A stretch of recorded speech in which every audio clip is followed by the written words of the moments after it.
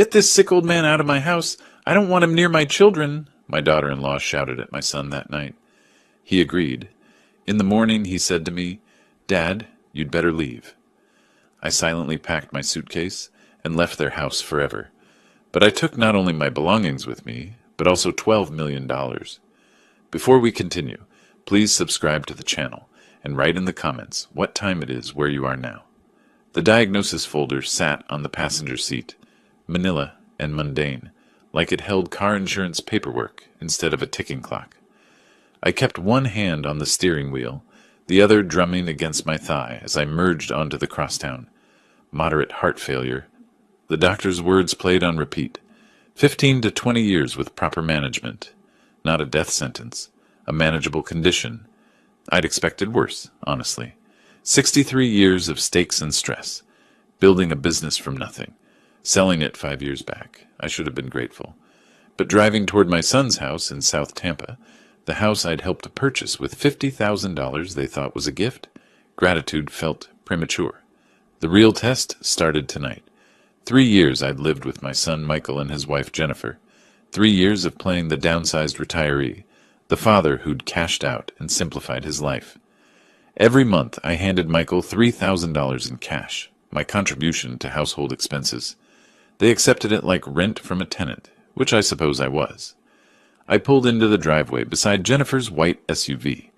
The house looked perfect in the fading March light, all craftsman charm and expensive landscaping. My $50,000 had made this possible, though they'd never know the full scope of what I could have done for them. What I still could do, if they proved worthy of it. Inside, my granddaughter Olivia, 8 years old with her mother's sharp eyes, was setting the table. My grandson Lucas, 6, crashed toy cars across the living room floor. "Grandpa!" Lucas launched himself at my legs. I caught him, feeling the familiar ache in my lower back. "Easy there, demolition derby." I ruffled his hair. "Where's your dad?" "Office," Olivia said, not looking up from arranging forks. Precise, that one. Already learning efficiency from her mother. Michael emerged wearing his weekend casual, expensive polo, designer jeans that cost more than my first car. At 38, he'd inherited my build, but none of my drive. Marketing consultant, whatever that meant. Made decent money, spent more. "Hey, Dad, how was the appointment?" I held up the folder. Got the results. His expression flickered. Concern, maybe, or just polite interest. Hard to tell lately. "Let's talk after dinner," I said. Jennifer appeared from the kitchen, blonde hair pulled back, yoga clothes that probably cost $200. At 36, she maintained herself with the dedication of someone afraid of aging. She glanced at the folder, then at me, then away. "Dinner's ready," she announced. "Kids, wash your hands." We sat. Grilled chicken, roasted vegetables, quinoa. Jennifer's cooking was competent and joyless. Every meal calibrated for health and aesthetics. "So," Michael said, cutting his chicken into identical pieces. "The doctor?" I'd rehearsed this. Calm delivery, watch their faces, measure their reactions. Heart failure, moderate stage. I let that land, observed. Sounds frightening, but it's manageable with medication and lifestyle changes. The cardiologist was actually optimistic. 15 to 20 years with proper care. Jennifer's fork paused halfway to her mouth. "That's concerning, Silas. You'll need to be careful." Her eyes darted to Michael just for a second, a glance I wasn't supposed to notice. "Yeah, Dad, that's tough." Michael reached for his water. "Make sure you follow the doctor's orders."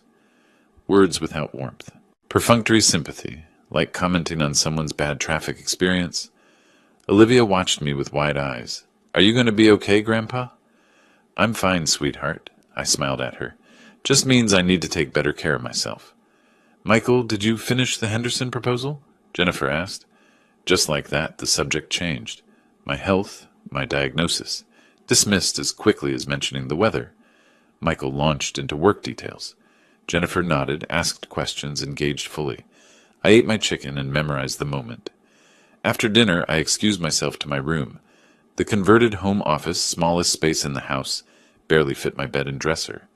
I opened the top drawer where 12 identical envelopes sat in a row, one for each month of the year. I'd prepared this month's 3 days ago, 30 crisp $100 bills. Back in the dining room, Michael was loading the dishwasher. I handed him the envelope. "This month's contribution." He took it without looking inside. "Thanks, Dad." Not even pretending to be grateful anymore. Just automatic acceptance. Muscle memory of entitlement. Jennifer watched from the kitchen doorway, her gaze following the envelope into Michael's hand before she turned away. I retreated to my room, sat on the edge of my bed. The walls here were thin. I heard Michael and Jennifer moving around, putting kids to bed, their evening routine. Then their bedroom door closed, and I heard voices, not words yet, just tones, rising and falling. The volume increased. I stood, moved to my door. My hand found the knob. Something pulled me into the hallway, some instinct that this mattered, that I needed to hear whatever came next. I opened my door quietly, stepped into the dim corridor. Down the hall, yellow light leaked under their bedroom door. The voices grew sharper, more distinct. Michael's murmur, defensive and weak. Then Jennifer's voice, cutting clean through the walls. "We need to talk about your father." I stood frozen, hand still gripping my doorknob. The words hung in the air like a blade poised above my neck. "Because I'm done, Michael. I'm completely done." Jennifer's voice carried rage I'd never heard directed at me, though I'd suspected it lived somewhere beneath her yoga-calm surface. Michael's response, barely audible. "Jenny, keep your voice down. The kids will be fine. Get that sick old man out of my house. I don't want him around my children with these diseases. He's dragging us down, Michael. Can't you see that?" The words hit like physical blows. Sick old man. My house. Dragging us down. "Jenny, he's my father. Where's he supposed to go?" "I don't care. A nursing home, an apartment, anywhere. We gave him a place when he needed it. Now he needs to figure out his own situation, especially now with his heart problems. What if he dies here? What if the kids find him? Did you think about that?" Her voice dripped contempt, each word laced with disgust that couldn't be faked or exaggerated. This was her truth, finally surfacing. "He pays $3,000 a month," Michael tried weakly. "$3,000? This house costs us $5,000 monthly in mortgage alone, not counting utilities, food, everything else. He's barely covering half his burden. And now he's sick? No, absolutely not. I want him out. Where am I supposed to tell him to go? Tell him anything. Tell him we need space. Tell him it's better for his health to have his own place. I don't care what you say. Just get him out. 1 week, Michael. I want him gone in 1 week." Silence stretched out. I waited for Michael to defend me, to show some backbone, to channel the boy I'd raised to stand up for what's right. "Okay." His voice came out small, defeated. "Okay, I'll tell him tomorrow. Just stop yelling." I stepped backward into my room, closed the door with careful silence. My hand shook as I released the knob. I stood in darkness. Didn't turn on the light, didn't move to the bed, just stood there absorbing the full weight of what I'd heard. 3 years ago, Michael had called me. "Dad, Jenny, and I found this amazing house, but we're short on the down payment." I'd written the check for $50,000 the next day. Michael's grateful hug, Jennifer's tears of joy. "Thank you. Thank you. This means everything." 3 years. 3 years of monthly cash, of making myself smaller, of testing whether their gratitude was real or rehearsed. I had my answer. I moved to the closet, pushed aside hanging shirts, found the small lockbox on the top shelf. Inside, private banking statements I kept hidden. The most recent showed a balance of $12,347,000, give or take the interest that accumulated daily. They thought I'd lost everything when I sold the business, that I'd downsized from necessity, rather than choice. They had no idea what I'd actually sold it for, what I'd carefully invested, what I'd deliberately hidden while playing the role of modest retiree. I sat on my bed, in complete darkness, and didn't sleep. Memories flooded in, paying for Michael's college, $180,000 over 4 years. The investment property I'd helped him buy in his 20s, then helped him sell when he mismanaged it. The car, the wedding, the endless assists and bailouts, and supports that apparently built nothing but expectation. When light finally crept under my door, I'd processed the betrayal into something harder, clearer, more useful. I heard movement in the kitchen, breakfast sounds. I dressed, splashed water on my face, emerged to find Michael making coffee with exaggerated concentration. "Morning, Dad." He didn't meet my eyes. Morning. We stood in uncomfortable silence. Jennifer swept through, grabbed her phone, disappeared again. The kids were still asleep. Michael cleared his throat. Dad, I've been thinking. Maybe it would be better, for everyone, if you found your own place, your own space. For your health, really. Less stress, more independence. We'll give you a week to, make arrangements.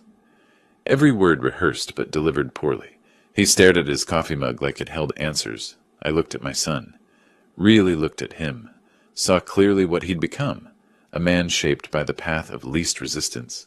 Married to a woman who'd consumed whatever backbone he might have possessed. I understand completely, Michael. My voice came out cold, controlled. I'll begin making arrangements today. Something in my tone made him glance up sharply. Maybe he'd expected protest, guilt, pleading. Instead, he got acceptance that should have terrified him more than anger. I walked to my room, pulled my suitcase from the closet, and began folding clothes. Each movement deliberate, methodical. Through the thin walls, I heard Jennifer's voice, bright with relief. He's actually packing? I continued folding. Shirts, pants, everything I'd need. Around me, boxes I'd never fully unpacked in 3 years. I'd always known this arrangement might be temporary. I just needed to know why it would end. Midday, I paused, sat among half-packed boxes, holding a framed photo from Michael's college graduation. The ceremony I'd paid for, the degree I'd funded, the pride I'd felt watching him walk across that stage. I set it face down in a box. My phone sat on the nightstand. I picked it up, opened the private banking app. The balance stared back at me, $7,000. I opened my real estate search app, typed carefully. Tampa luxury homes, 500,000 plus. The screen filled with properties, waterfront estates, modern mansions, renovated historical gems. I scrolled through them, each listing more impressive than this house I'd helped them buy. For the first time since last night, a small, cold smile crossed my face. They wanted the sick old man out of their house. They had no idea what house the old man could afford. I set the phone down and opened my laptop instead. Better screen for serious searching. The banking portal loaded, and there it was, $12,347,612. The number I'd been watching grow for 5 years while pretending to be broke. 5 years ago, I'd sold Walker Commercial Properties for $8 million. Not a fortune by some standards, but more than respectable for a business I'd built from a single rental duplex in the 90s. The buyer, a Texas investment group, wanted my 23 properties scattered across Tampa and Clearwater. I'd taken the check, paid the taxes, and invested what remained with the careful attention I'd always given money. Bonds, index funds, some tech stocks before they exploded. Nothing fancy, just steady growth, while I played the role of modest retiree. The test had started 3 years ago. I'd owned a 4-bedroom house in Carrollwood, paid off, worth maybe $400,000. Michael called one Sunday, voice tight with stress. Dad, Jenny, and I found this amazing house in South Tampa, but we're $20,000 short on the down payment. I'd written a check for $50,000 the next day, told him it was everything I could spare from selling the business. Let him see me downsize from Carrollwood to a small condo, then eventually suggest I move in with them to save money. Every month since, I'd handed him $3,000 in cash. Every month, I'd watched them accept it as their due, watched gratitude calcify into expectation, watched love get confused with financial utility. The test was complete. Results were clear. I pulled up real estate listings. West Shore caught my attention first. Luxury condos and modern houses near the water, close to International Plaza. Palmacea looked promising too. Old money neighborhood with tree-lined streets. Hyde Park had charm, but felt too close to their world. I bookmarked 7 properties. 5 in West Shore, 2 in Palmacea. Price range, $500,000 to $600,000. All single-family homes, all with actual yards and privacy. My phone sat beside the laptop. I picked it up, found the number I wanted. Morrison Realty, this is Diane speaking. I'm interested in viewing properties in the West Shore area. I kept my voice steady, professional. My budget is up to $600,000, and I'm prepared to make an all-cash offer. Her pause lasted 2 seconds. Cash? That's wonderful, Mr. Walker, Silas Walker. Mr. Walker. Her tone shifted, became focused. When would you like to schedule viewings? As soon as possible. I'm working within a tight timeline. I can show you several properties tomorrow afternoon. Would 2 o'clock work? Perfect. After she disconnected, I called my private banker. Douglas Chen. We'd worked together for 23 years, since he was a junior advisor and I was buying my third rental property. Silas! His voice carried genuine warmth. Been a while. What can I do for you? I'll need approximately $600,000 transferred to my checking account by next Friday. No problem. Selling some bonds? Which account should I pull from? Split it between the municipal bonds and the S&P index fund. Whatever makes sense tax-wise. Easy enough. Buying something interesting. A house. Fresh start. He didn't ask why, didn't pry. That's why I'd stayed with him all these years. The next 2 days, I drove. Michael left for work at 7:30. Jennifer took the kids to school at 8.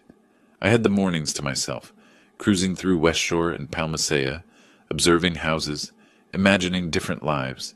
Some neighborhoods felt too sterile, all new construction and zero personality. Others had character but maintenance issues I didn't want at 63.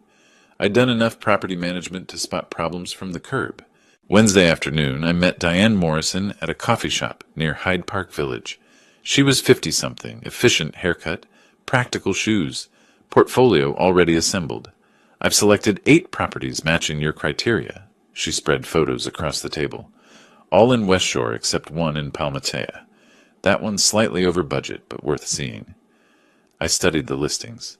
One caught my attention immediately. Modern design, white stone and glass. Gated driveway, landscape but not fussy.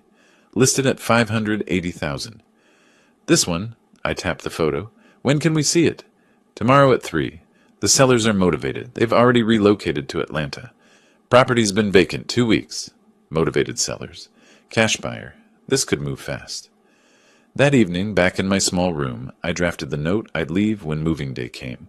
Tried different versions, different tones. Thank you for opening your home to me. I found new housing. Best wishes. Too formal. I'll be out by noon tomorrow. Thanks for everything. Too casual. Finally, I settled on something that hit the right note. Grateful enough to avoid suspicion. Distant enough to sting if they had any conscience left. Thank you for your hospitality these 3 years. I found new housing and will be out by noon today. Don't trouble yourselves about the sick old man anymore. The envelope is this month's contribution. Dad, I read it twice. The phrase sick old man came straight from Jennifer's mouth, through the walls. That night I'd stood in the hallway. Let them read their own words back to them. Thursday at 3 o'clock, I stood in front of the white stone house. Modern, but not cold, with warm wood accents around the windows and entrance. The yard stretched back, enclosed by tasteful fencing. Quiet street, established neighborhood. 10 minutes from everything I'd need. Diane walked me through the specs. Built in 2019. 3 bedrooms, 2.5 baths.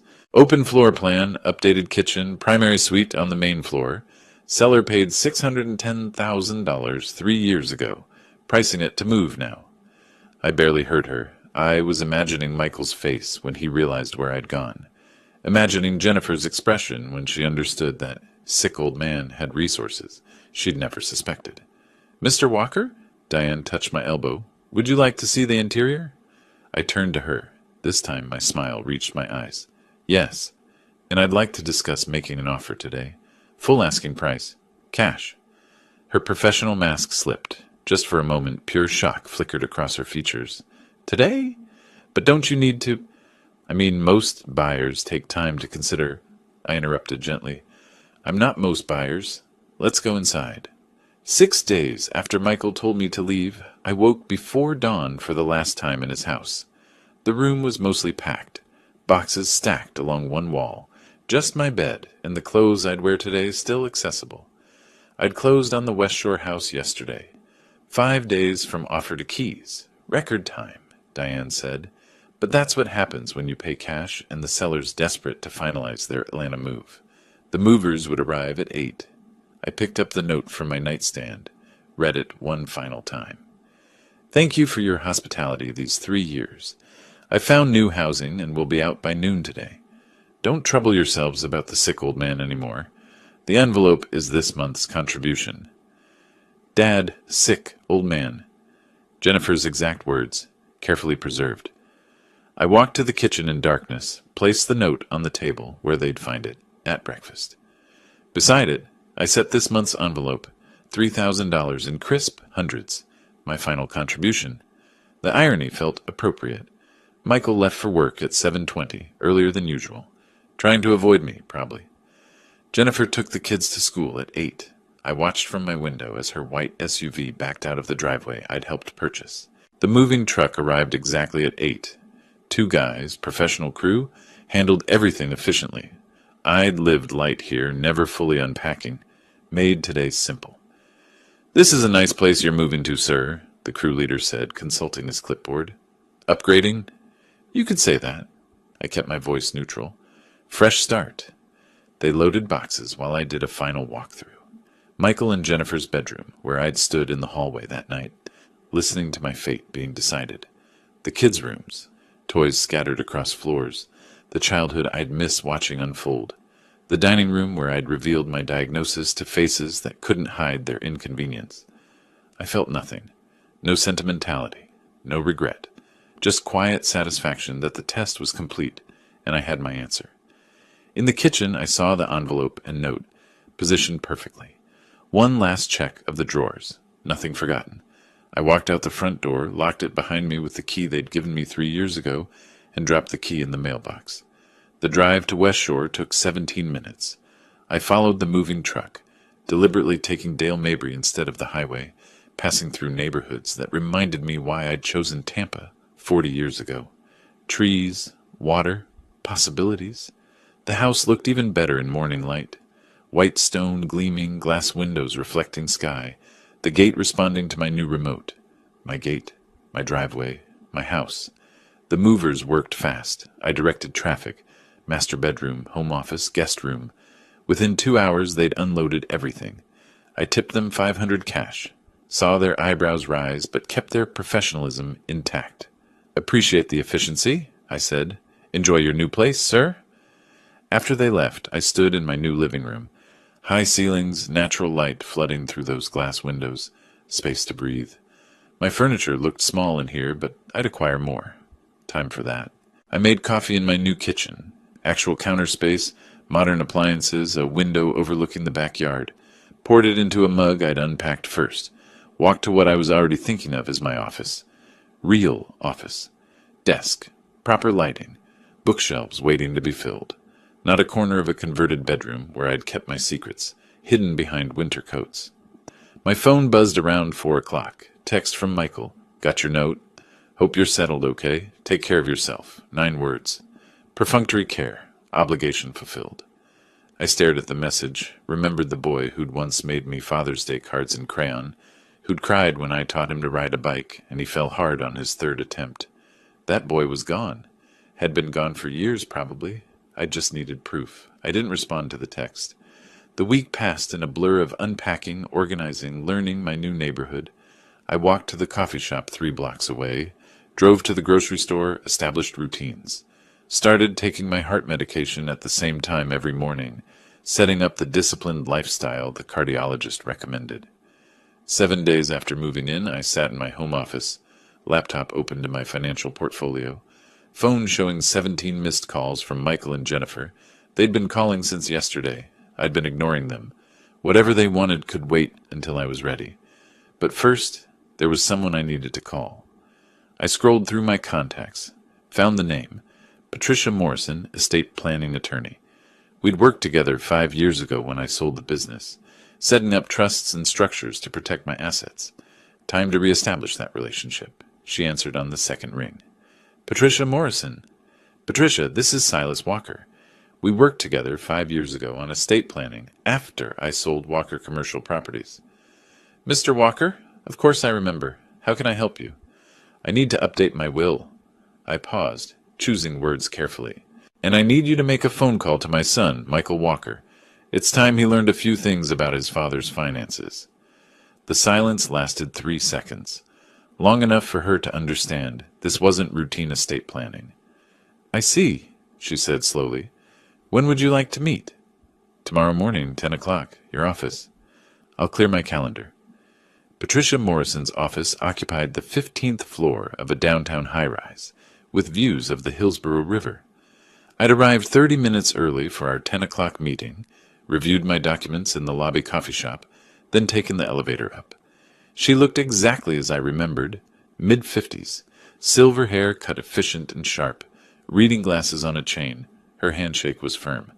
Mr. Walker, good to see you again. Patricia, thanks for clearing your calendar. We settled into her office. Mahogany desk, legal volumes lining the walls, that particular smell of old paper and expensive furniture polish that all attorney offices seem to share. I laid out the documents I'd brought. Investment portfolio statements, property deed for the West Shore house, bank account summaries. I want my son to see every statement, every asset total. I kept my voice level. I want him to understand exactly what he threw away when he threw me out. Patricia studied the papers, nodding slowly. You want maximum impact. I want him to know what $12 million of regret feels like. She made notes on her legal pad. I'll call him today. Schedule a meeting for this week. The sooner he knows, the sooner he'll start making mistakes. Mistakes? Desperate people make poor decisions. If you're planning further action, his panic will work in your favor. Smart woman. That's why I'd kept her number all these years. 3 days later, Michael sat in the same chair I'd occupied. I know because Patricia called me afterward with a full report. She'd started professional, neutral. Mr. Walker, thank you for coming in. I'm handling your father's estate planning, and he wanted you informed of certain assets. Michael had looked confused. Assets? I mean, Dad sold his house years ago. He lived with us. I don't understand what. Patricia slid the first document across her desk. Portfolio statement, my name at the top. The balance clear in bold print. Your father owns an investment portfolio currently valued at approximately $12 million. Michael stared at the paper. Patricia said his face went blank, like a computer screen freezing mid-task. 12? I'm sorry, what? She showed him more. Property deed for the West Shore house, bank statements, tax records from the business sale 5 years ago, $8 million, right there in black and white. But he was living with us. Michael's voice came out hoarse. He gave us money every month. He needed help. Your father mentioned those contributions. $3,000 monthly, correct? Yes, because he couldn't afford... Michael's words died as the logic caught up. 3,000 from 12 million. Pennies from a fortune. Patricia delivered the final blow with professional detachment. Mr. Walker sold his commercial real estate business 5 years ago for $8 million. He invested wisely. He has never needed financial assistance. Those monthly contributions were his choice, not his necessity. She told me Michael sat motionless for a full minute. Then he started breathing fast, shallow gasps like someone had punched him in the stomach. Previously, Patricia continued, you were designated as sole beneficiary of your father's estate. He wanted you to know he's now reconsidering that arrangement. He'll contact you when he's ready to discuss it further. Michael left her office, moving like a sleepwalker. I imagine the elevator ride down 15 floors felt like falling. He made it to his car in the parking garage before calling Jennifer. Patricia's office window overlooked the garage. She watched him sit in his sedan, phone pressed to his ear, visible even from that height by his stillness. The call, according to Michael's later frantic voicemail to me, went like this. Jenny, you need to sit down. Dad, he has $12 million. $12 million. The lawyer just showed me everything. Jennifer's voice, sharp even through phone static. What? That's impossible. He lived in our house. He gave us money because he was testing us, Jenny. All those years. The $3,000 a month? He could have bought our house with cash. Could have bought 10 houses like ours. Silence on her end. Then, oh no, Michael, what did we do? What they did was try to call me 17 times in the next hour. I sat in my home office, watching my phone light up with each attempt, and didn't answer. Text messages poured in. Michael, Dad, please call me. We need to talk. Michael, I just met with Patricia. I had no idea about your finances. Please let me explain. Jennifer, Silas, the kids miss you. Please come for dinner. We can work this out. Michael. Dad, I'm sorry. For everything. Please just talk to me. I deleted each one without responding. That evening I poured myself a bourbon. Doctor approved 1 glass daily and sat on my back patio. The April air carried jasmine from somewhere, warm and pleasant. My house, my yard, my peace. 3 days passed. My phone showed 42 missed calls. I'd changed my number, but kept the old phone active just to monitor their desperation. They found me on the 4th day. I was reading in my living room when I saw Jennifer's white SUV crawl past my house, then circle back, then stop across the street. Through my window, I watched them sit in their car, staring at my property. The modern white stone they'd never imagined I could afford. The gated driveway they couldn't access without the code. The manicured lawn and professional landscaping that spoke of money they'd assumed I didn't have. Michael emerged first, then Jennifer. They stood on the sidewalk, looking at the house like it was a mirage. I buttoned my shirt collar, checked my reflection in the hallway mirror. I looked rested, healthy, years younger than I'd appeared during those 3 years of living under their contempt and careful rationing of dignity. The doorbell rang. I let them wait 30 seconds, then walked to my front door and opened it. They stood at my gate. Michael's face was hollow. Jennifer had clearly been crying, or wanted me to think she had. "Hi, Dad." Michael's voice cracked. I said nothing. Just looked at them. Jennifer stepped forward. "Silas, please. We've been so worried. The children ask about you constantly. That night when things were said, I was stressed. I said things I didn't mean. You know I love you." "I know exactly what you meant." My voice came out flat, emotionless. I heard every word. Her face paled. "You heard?" "Get that sick old man out of my house," I quoted precisely. "I don't want him near my children. He's dragging us down." "Those were your exact words, Jennifer." Michael held up his hands. "Dad, can we just talk? Inside? Like family?" "Family."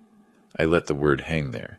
"You gave me a week to leave my family. I took 3 days. Efficient, like always." Jennifer's tears dried up fast when she realized they weren't working. Her voice shifted, became sharp. "Fine. We made mistakes. We're human. But you lied to us, Silas.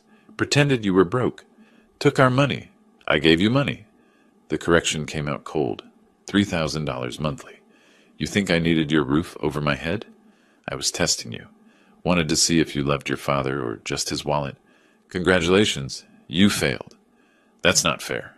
Michael stepped closer to the gate. "We helped you when I had nowhere else to go," I finished. "Is that the story you're telling yourselves? I had $12 million. I could have stayed in a 5-star hotel for the rest of my life.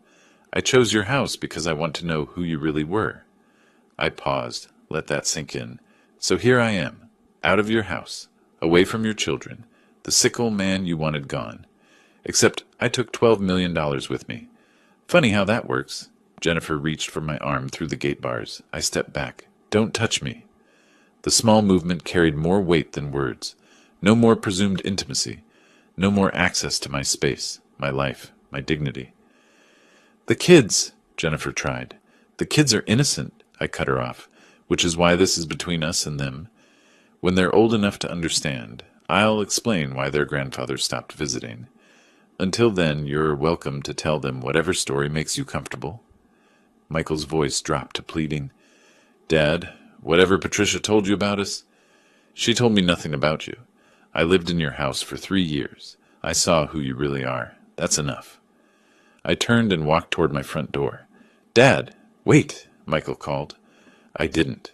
The door closed behind me with a solid final sound. Through the window, I watched them stand at my gate for another 5 minutes. Jennifer gestured angrily. Michael slumped. Eventually, they returned to their car and drove away.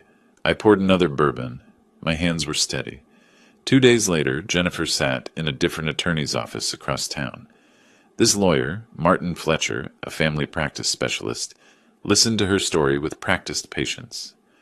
"So you want to know if you can contest his will?" Fletcher scrolled through notes on his tablet. "He's making decisions out of spite. My husband is his son. He has rights to that estate." Fletcher set down his tablet. "Ma'am, in Florida, a competent adult can distribute their estate however they choose. Unless you can prove mental incompetence or undue influence, which clearly doesn't apply here, You have no grounds for challenge. But Michael is family. Blood. That should count for something. Legally it doesn't. Morally, maybe. But morality doesn't win in probate court. Is your father-in-law of sound mind? Jennifer hesitated. He's very sharp, actually. Just bought a house. Handled all the paperwork himself. Then you're out of options, at least while he's alive. Jennifer's face went rigid. What's that supposed to mean? I mean, he controls his assets while living. You can't force him to include you in his will. You can't claim elder abuse or exploitation. He moved out voluntarily, maintained his independence, clearly made his own decisions. Fletcher closed his tablet. My advice? Try to reconcile personally. But legally, you have no leverage. The consultation cost $300. Jennifer left with less hope than she'd arrived with. At home, she and Michael spent hours researching online. Florida filial responsibility laws, none existed. Elder financial abuse statutes required proof of coercion, which they didn't have. Inheritance rights, children had none unless specified in the will. Every door was locked. We're living paycheck to paycheck, Jennifer said one night, staring at their bank account on her laptop. $25,000 in savings. Our mortgage is $4,200 a month. If something happens, if either of us loses our jobs... We won't, Michael said, but his voice held no conviction. He could have helped us. All these years. Instead, he watched us struggle while sitting on millions. He gave us $50,000 for the down payment. Jennifer's head snapped up. That wasn't a gift. He said it was a loan. Made you sign paperwork, remember? Michael's face went pale. That was just... He said it was for tax purposes. I signed it, but he never expected me to pay it back. Are you sure about that? They stared at each other as the implications settled in. A week after their failed gate confrontation, I returned to Patricia Morrison's office. She slid a document across her desk, yellowed slightly with age, 3 years old, Michael's signature bold and clear at the bottom. Promissory note for $150,000. Principal amount, Patricia read, 5% annual interest, 5-year term. The term expires in 2 years, but there's an acceleration clause if you choose to invoke it. I picked up the document, studied the date. Exactly 3 years ago, the day I moved into Michael's house. The $50,000 for their down payment. Another $100,000 for renovations they'd wanted. New kitchen, master bathroom upgrade, landscaping. I'd called it a gift then, verbally, but the paperwork Michael had signed without reading told a different story. Legal loan, binding contract, all properly notarized. What's the total amount due if I invoke the acceleration clause? Patricia pulled up her calculator. Principal of $150,000, plus 3 years of compounded interest at 5% annually. Approximately $173,600. I'd protected myself even then, 3 years ago, knowing this day might come. Some part of me had suspected who Michael really was, had planned for this moment of reckoning. I want to invoke the clause. Patricia nodded. That makes the full balance due in 90 days. I'll draft the demand letter. She paused, fingers hovering over her keyboard. They won't be able to pay it, you know. Not that amount on short notice. I know. I met her eyes. That's the point. Patricia began typing. The keyboard clicks sounded like a countdown timer on Michael and Jennifer's comfortable life. The demand letter would arrive certified mail. 90 days to produce $173,600 or face foreclosure proceedings on the house I'd helped them buy. The house with my $50,000 in equity. The house they'd thrown me out of like garbage. Justice tastes cold, but it tastes good. The certified letter arrived on a Tuesday. Michael signed for it at the front door, saw Patricia Morrison's law office in the return address, and his hands started shaking before he even opened the envelope. Inside, formal, legal letterhead. Clean, professional, devastating. Dear Mr. Walker, pursuant to the acceleration clause in the promissory note, dated April 15th, 2022, the full amount of $2,500, consisting of principal of $150,000 and accrued interest and fees, is now due within 90 days of this notice. He read it 3 times. The words didn't change. Attached was a copy of the promissory note. His signature, bold and confident at the bottom. 3 years ago, so eager for this house, so grateful for his father's help. The memory surfaced, sharp and clear. Silas at their old kitchen table, sliding papers across. Just a formality, acknowledging the down payment gift. For tax purposes. Michael had signed without reading. Why would he read it? It was his father. You trust your father. Jennifer found him sitting at their dining table, the letter spread before him like evidence at a crime scene. What is it? He handed her the document, watched her face go white, then red, then white again. $187,000. Michael, we don't have that. I know. In 90 days? I know. She stared at the promissory note, at his signature. You signed a legal contract without reading it. I thought it was just paperwork. He said it was a gift. A gift doesn't have a signature line. Her voice rose. What kind of person signs something without reading it? The kind who trusted his father, the kind whose wife was screaming to throw that father out. The words hit like slaps. They stared at each other across the table, the space between them suddenly vast. Michael pulled out his laptop, started calculating. Their savings, $25,000. His annual salary, $45,000. Jennifer's part-time income, $30,000.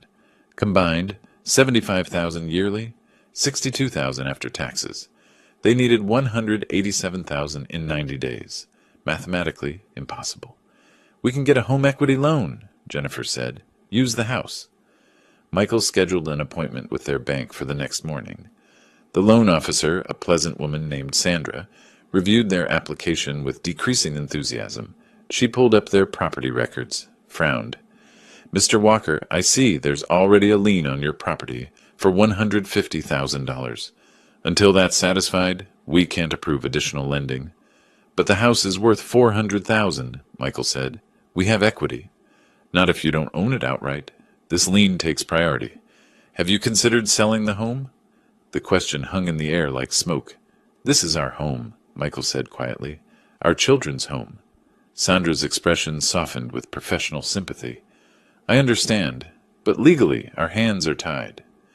3 more banks gave identical answers. Jennifer started selling possessions that weekend. Designer handbags on Facebook Marketplace, 40% off retail, jewelry on Poshmark, furniture on Craigslist. Each sale felt like peeling off skin.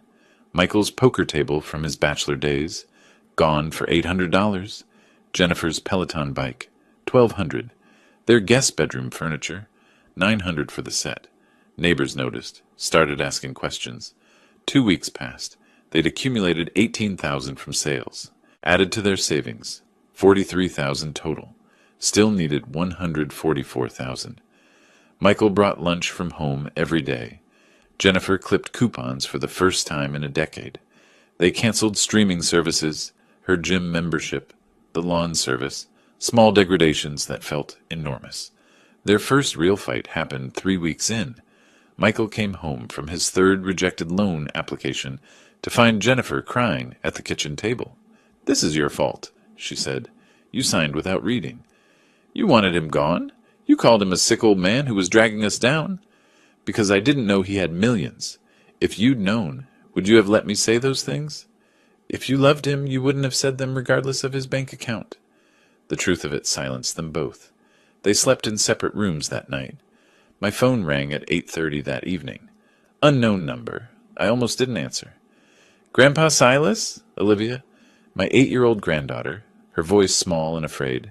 Sweetheart, how did you get this number? From a card in Daddy's office. A lady's card. It had numbers on it. Patricia's business card. Smart girl. Grandpa, why don't you visit anymore? Did we do something wrong? The question pierced something I'd been keeping carefully armored.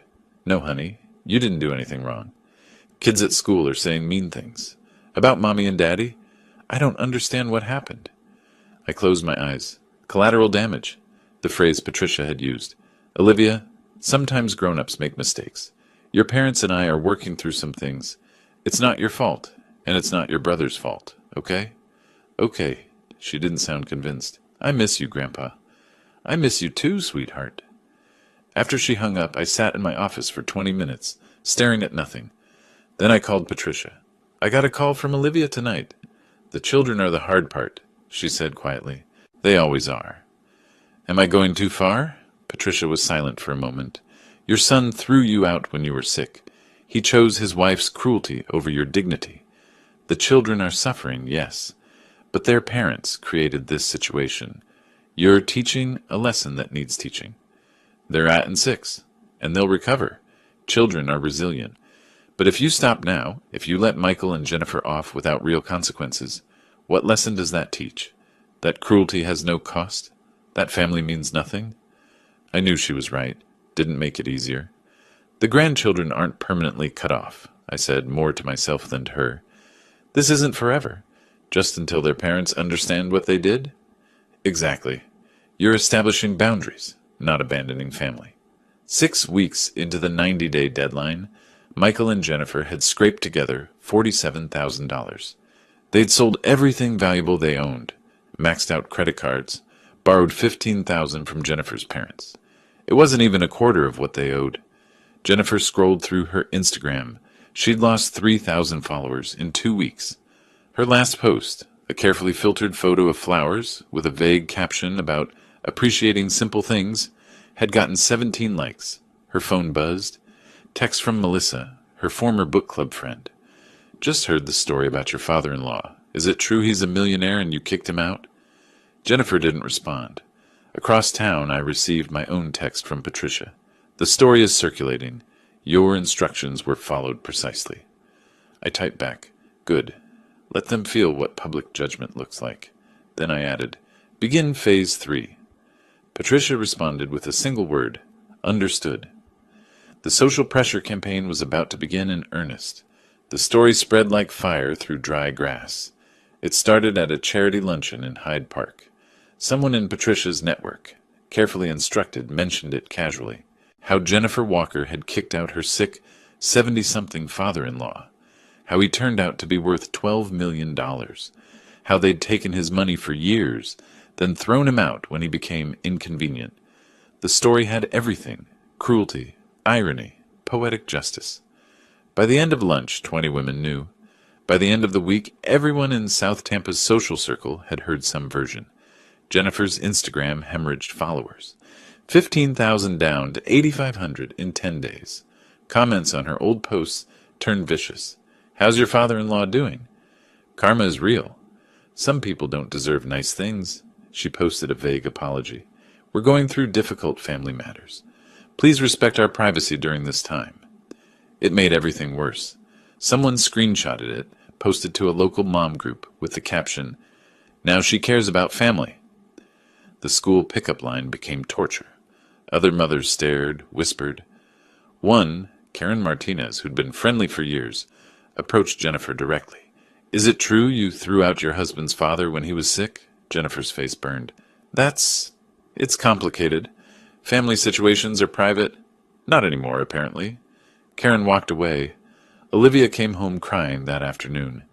Sophie's mom says we can't have playdates anymore. Why, Mommy? Jennifer had no answer. Michael's workplace turned hostile in subtle ways. A colleague mentioned seeing Jennifer's blog posts about downsizing, connected dots with office gossip. Word spread. His manager called him in. Professional, concerned, devastating. Michael, we've noticed some performance issues. Late submissions, missed meetings. Your personal life is your own, but we need to ensure it's not impacting your work. Michael sat rigid. It won't happen again. This is a formal warning. Documentation for your file. See that it doesn't happen again.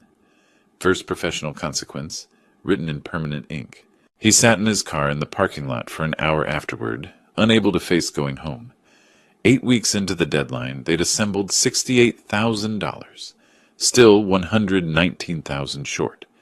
Bankruptcy stopped being a distant possibility and became a real consideration. Jennifer drafted an apology letter to me on her laptop, deleted it, rewrote it, deleted it again. The words felt hollow, transparent. Sorry about the money, not sorry about the cruelty. She tried a third time. Dear Silas, we made terrible mistakes. Delete. Dear Dad, we can't begin to express. Delete. Michael finally took over the keyboard. They sat together in Jennifer's home office, the converted bedroom I used to sleep in, and he typed while she wept. Jennifer tried to post on Instagram again, a carefully composed photo of the kids playing in the backyard. Caption about focusing on what matters. Someone commented within minutes, "Does your father-in-law matter, or just when he has money?" She deleted the post, then deleted her account entirely. Social death, complete and final. At the grocery store, she ran into Melissa, literally, turned a corner and nearly collided with her cart. "Jennifer, I've been meaning to call." Melissa's voice dripped false concern. "Is everything okay?" "We're fine. Family matters are private." "Of course. It's just people are talking. About your father-in-law, the money situation." Jennifer abandoned her cart and left, drove home in tears. That evening, Lucas asked the question that broke them both. "Mommy, why doesn't Grandpa Silas visit anymore? Did we do something wrong?" Jennifer couldn't answer, just pulled him close. Olivia added her own innocent knife. "Tommy's mom said Grandpa is rich. Is he rich? Why doesn't he help us?" The children had noticed the financial stress without understanding it. Cheaper groceries, no new toys, tension in every conversation. Late that night, Michael found Jennifer staring at their bank account on her laptop. "We need to write to him," Michael said. "Really apologize. Not because of the money, because we were wrong. Will he even read it, after what I said? I don't know. But we have to try. We've lost everything else." He meant it literally.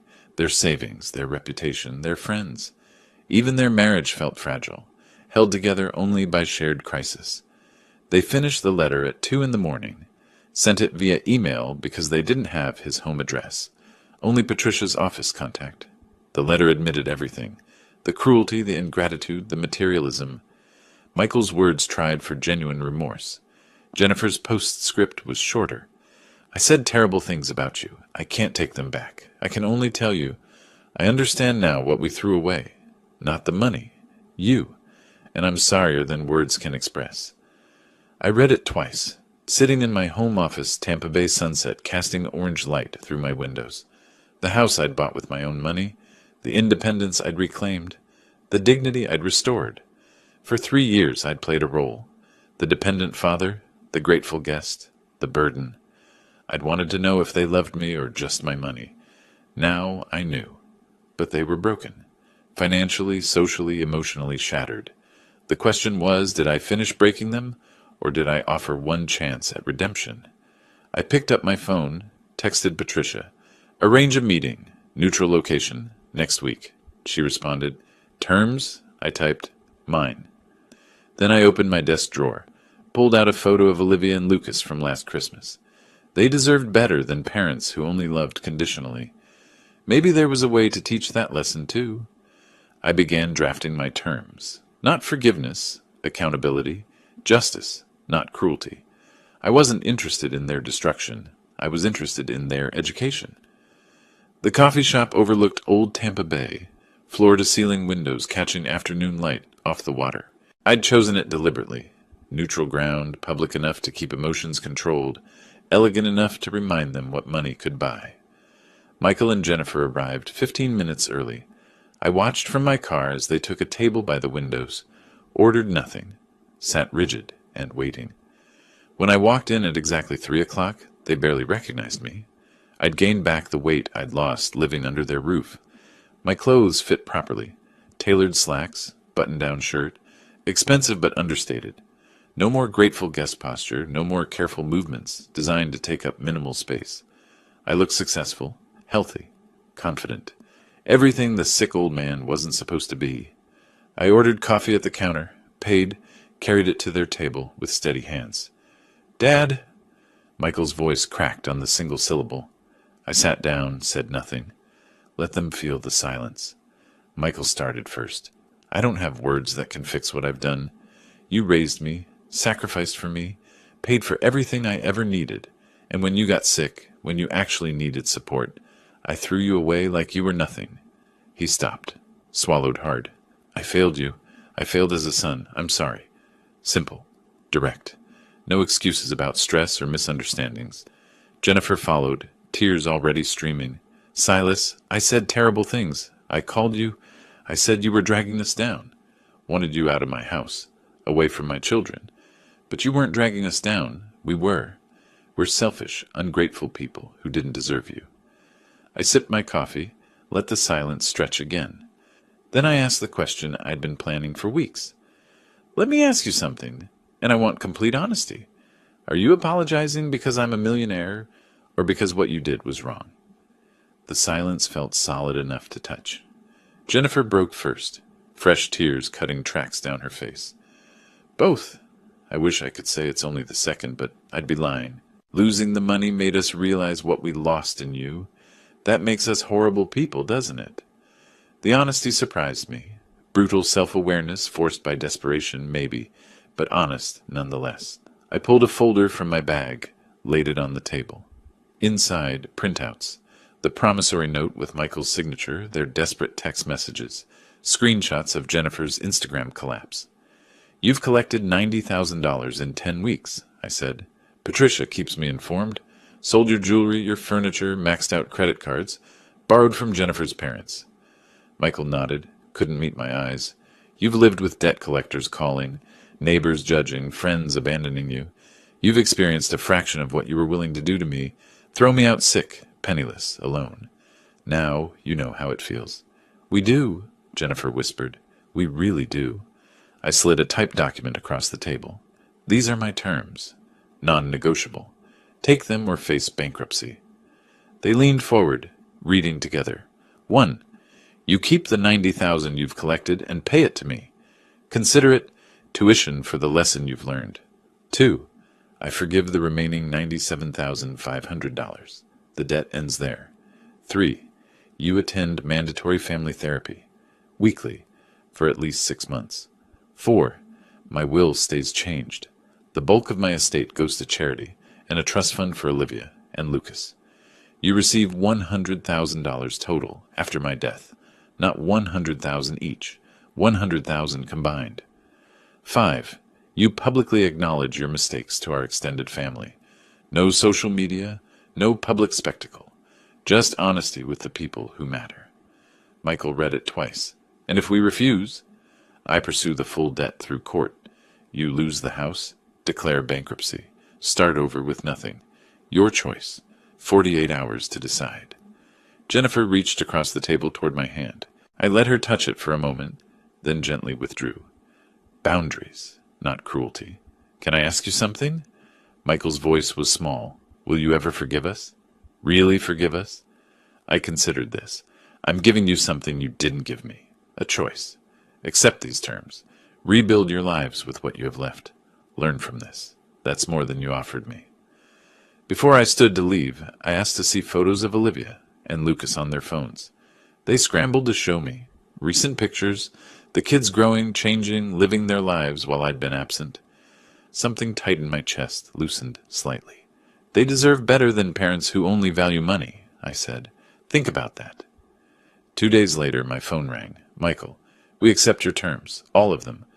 Something released in my chest. Not quite relief, not quite satisfaction. Something quieter. The paperwork will be ready tomorrow. Patricia will handle everything. Silence. Then, Dad, his voice cracked on the word. I know you'll never trust me again. I know I destroyed something I can never rebuild. But thank you for not destroying us completely when you could have. I looked out my window at Tampa Bay, water bright with afternoon sun. I didn't do this to destroy you, Michael. I did it to teach you. Whether you learn is up to you. I hung up. That evening, Patricia called to confirm they'd signed everything. Debt forgiveness agreement, public apology terms, family therapy commitment. It's done, she said. Justice served. I considered this. Justice served. Now comes the harder part, living with it. But when I walked through my house that night, every room I'd chosen, every piece of furniture I'd selected, every window looking out on my own property, I felt something I hadn't felt in 3 years. I felt at home. The gathering happened at my cousin Rita's house in mid-June, small and deliberate. 15 people, extended family, a few close friends who'd known us for decades. Rita had volunteered her home when I explained what needed to happen. Michael and Jennifer arrived holding hands, united in their humiliation. Rita's living room fell silent when they stood up. Michael spoke first, his voice steady but strained. 3 months ago, my father received a serious medical diagnosis. Instead of supporting him, I asked him to leave our home. My wife said cruel things. I agreed with her. We treated him like a burden when he deserved respect, gratitude, and love. He paused, looked directly at me. We were wrong. Completely, unforgivably wrong. Dad, I'm sorry. I can't undo what I did, but I'm trying to become someone who would never do it again. Jennifer's turn. Her voice shook, but she pushed through. I called Silas a sick old man who was dragging us down. I wanted him away from my children. The truth is, he'd always supported us, helped us financially, and I repaid his generosity with contempt. She wiped her eyes. I've spent these months learning what kind of person I'd become, someone I'm ashamed of. Silas, I'm sorry. You deserved so much better from your family. The room stayed quiet. I stood slowly, felt every eye on me. I accept your apology, I said. I hope you've learned that people aren't valuable because of their bank accounts, and family isn't something you discard when it's inconvenient. Our relationship going forward will be different. There are boundaries now, but there's also possibility, if you continue to show through your actions that you've truly changed. Later, my cousin Rita pulled me aside. They needed this. They'd become insufferable, honestly. The materialism, the status obsession, maybe this will fix them. Maybe, I said. Time will tell. 3 weeks after the apology, I met Olivia and Lucas at a coffee shop near their school. Supervised visit, public location, structured. My terms. They were nervous at first, unsure how to act around me. Then Lucas, my 6-year-old grandson, asked the question that mattered. Grandpa, are we allowed to love you again? The words hit harder than I expected. I knelt down to his eye level. You never stopped being allowed to love me, buddy. And I never stopped loving you. Sometimes grown-ups make mistakes and need time to fix them. Your parents are working on fixing theirs. Olivia, 8 and perceptive, studied my face.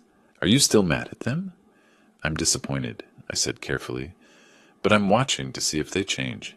Actions matter more than words. We ordered pancakes, talked about school, friends, their summer plans, normal grandfather things. When Michael and Jennifer picked them up, they stayed by their car, giving me space, respecting boundaries. Progress, I supposed. Patricia confirmed the grandchildren's trust was finalized in July. $2 million, accessible when they turned 25. Michael and Jennifer signed acknowledgement that they had no access to these funds. They can't touch it? Michael asked when signing. Not one penny, Patricia confirmed. This protects your children's future regardless of your financial decisions. He nodded slowly. That's fair. My will was officially filed. Charity organizations would receive $8 million. The Grandchildren's Trust held $2 million. Various smaller bequests to causes I cared about. Michael and Jennifer, $100,000 total. From $12 million to $100,000. The cost of cruelty. I started volunteering in August, using my business expertise to mentor entrepreneurs through a local nonprofit. Young people building something from nothing, the way I had 40 years ago. It gave me purpose beyond the family conflict, reminded me who I'd been before the test, before the betrayal. By late August, my routine had settled into something peaceful. Mentoring sessions downtown on Tuesdays and Thursdays. Saturday morning coffee with Olivia and Lucas. Supervised visits at the same coffee shop, working in my garden, reading on my terrace overlooking the bay. Life was quieter, but fuller. Patricia called one evening in early September. Michael's therapist reached out. She says they're making real progress, working on communication, addressing the materialism that drove their choices. Jennifer deleted all her social media. They're rebuilding. Good, I said, and meant it. Do you regret how hard you were on them? I thought about this carefully. No, justice isn't cruelty. It's consequence meeting action. They wanted the sick old man gone. They got their wish. They also got the lesson that came with it. Now we all get to live with what we've learned. That evening I sat at my desk looking at 2 photographs side by side. One showed Michael at age 7, riding on my shoulders at the beach, laughing at something I'd said, bright and innocent and trusting. The other was from last Saturday, Olivia and Lucas grinning over pancakes, chocolate chips dotting their smiles. Between the photos lay the signed trust fund documents, the past, the future, and the protection I'd built between them. I closed the folder and turned to my window. The sun was setting over Tampa Bay, painting the water gold and orange. Tomorrow I was meeting with a young woman who just opened a bakery and needed business mentoring. Next Saturday, the grandchildren again. My calendar had structure, purpose, meaning, all on my terms. I didn't need Michael and Jennifer's approval anymore. Didn't need their inheritance hopes hanging over me. Didn't need to be who they wanted me to be. 3 years I'd lived in that small bedroom, playing the grateful guest, testing whether they loved me or my money. The test concluded. They failed.